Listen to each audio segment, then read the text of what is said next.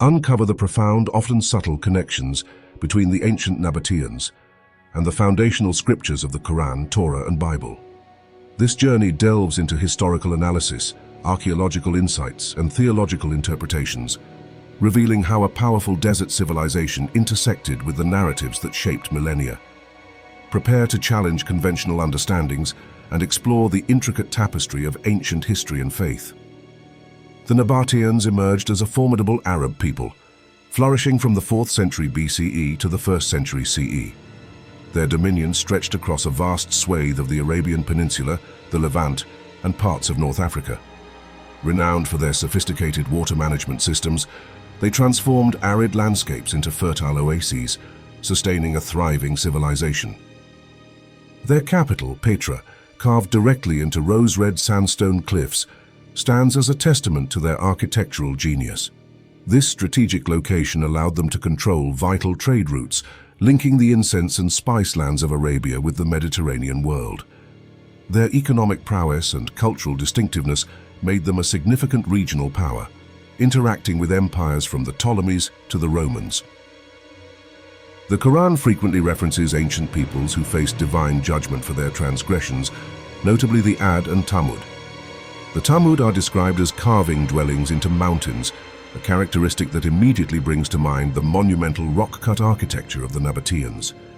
Specifically, the Quranic site of Al-Hir is widely identified with Madain Saleh, a major Nabataean city south of Petra.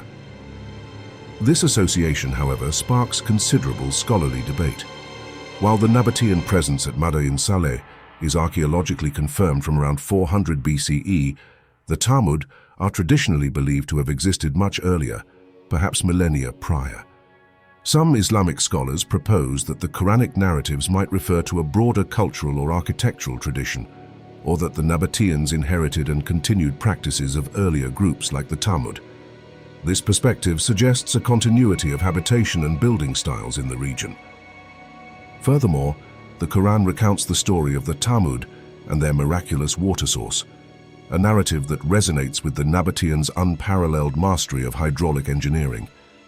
Their intricate systems of dams, cisterns, and aqueducts allowed them to thrive in an arid environment, a feat that might have been perceived as divinely inspired or a continuation of ancient wisdom.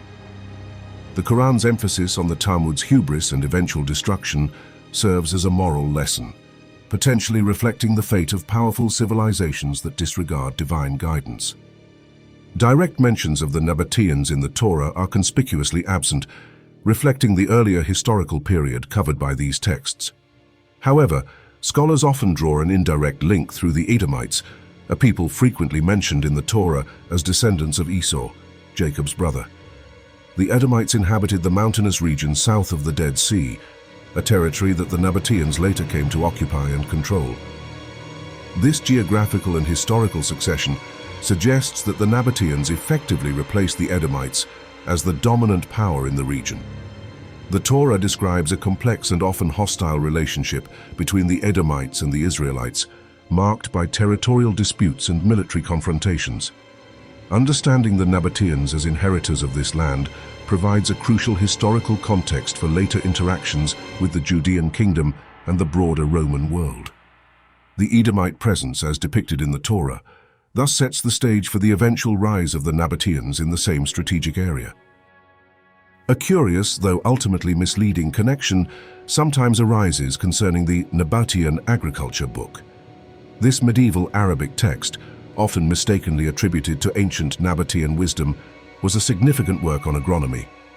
However, it has no direct link to Abraham or the Torah, and its title is a misnomer, not referring to the historical Nabataeans. This highlights the importance of critical analysis when examining historical claims, distinguishing genuine ancient connections from later interpretations or misattributions.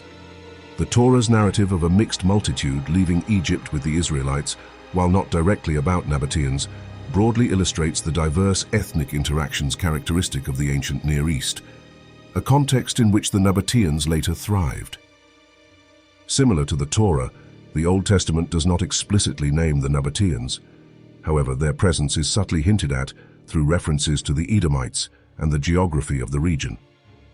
Petra, the Nabataean capital, is widely believed to be the biblical Sela, mentioned in 2 Kings 14:7 as a city captured by King Amaziah of Judah.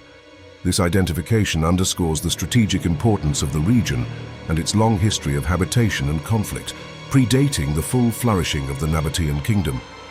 The Old Testament's warnings against idolatry, prevalent throughout its narratives, reflect the polytheistic practices of surrounding cultures, including the Nabataeans, who worshipped deities like Dushara and Aluza.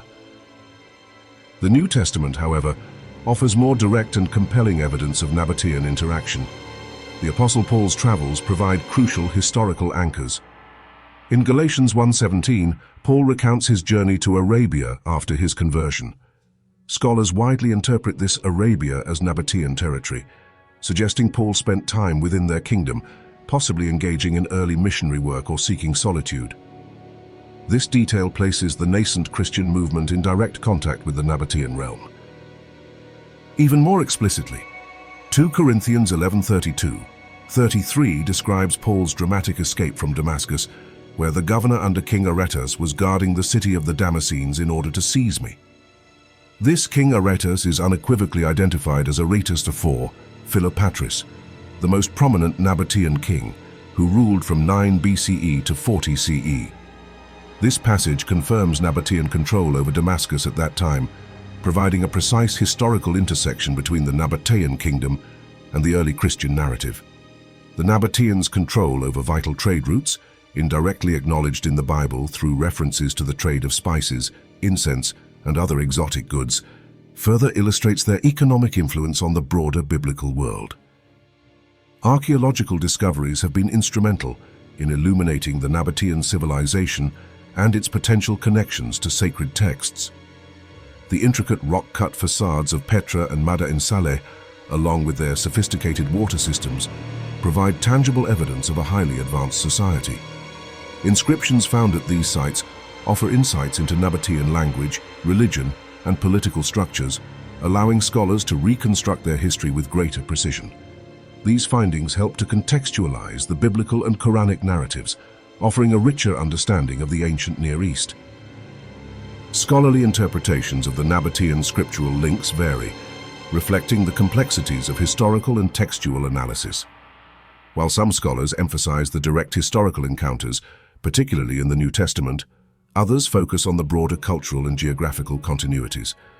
The debate surrounding the Talmud-Nabataean connection in the Quran highlights the challenges of reconciling archaeological timelines with religious narratives, often leading to nuanced interpretations that consider symbolic meaning alongside historical fact.